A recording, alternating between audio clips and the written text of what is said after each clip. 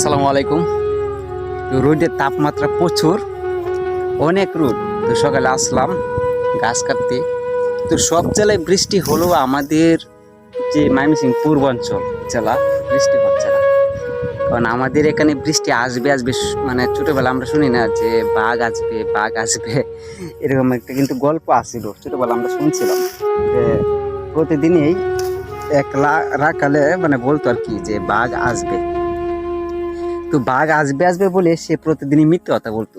তো এই দিন কিন্তু এই ময়মনসিংহ পূর্বাঞ্চলে আমাদের যে প্রকৃতি, আমাদের যে সমতল ভূমি, এখানেও কিন্তু একই অবস্থা হচ্ছে। মানে প্রতি বছরেই মানে বিকাল বেলা হলেই যে দিন অন্ধকার বা মেঘ আসবে আসবে এরকম একটা ভাব মানে হয় আর কি, ভাব প্রকাশ করে।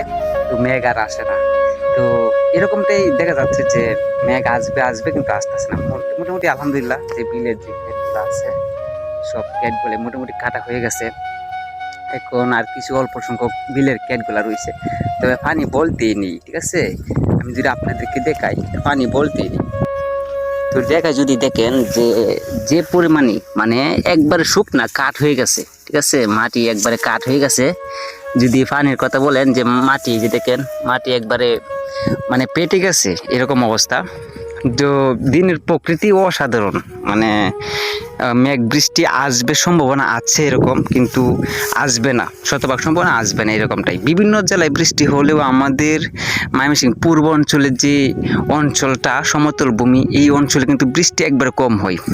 যদিও এখন আপনার বৈশাখ মাসের আজকে মনে হয় 25-26 তারিখ মনে হয়, আজকে 26 তারিখ বৈশাখ মাসের। তো এই সময়টা কিন্তু প্রচুর পরিমাণে বৃষ্টি থাকে, এই সময়টাই প্রচুর পরিমাণে বৃষ্টি থাকে। কিন্তু আমাদের এই অঞ্চলে সর্বশেষে বৃষ্টি হয় বৈশাখ মাস শেষে দিয়ে বৃষ্টি হয়। তো বৈশাখ মাসের শেষের দিকে মাস, তো মোটামুটি মনে করি যে বৃষ্টি হবে, আর বৃষ্টি হওয়ার সম্ভাবনা আছে। প্রচুর পরিমাণে তাপমাত্রা আপনার এখন বর্তমানে 26 থেকে 27 ডিগ্রি সেলসিয়াস তাপমাত্রা। যাই হোক, প্রচুর গরম।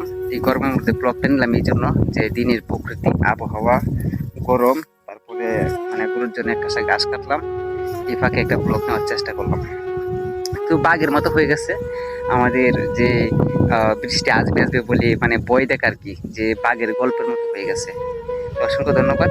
কাজের ফাঁকে একটা ব্লগ নিলাম, যদি ভালো লাগে অবশ্যই কমেন্ট করবেন, কমেন্ট করে বলে যাবেন।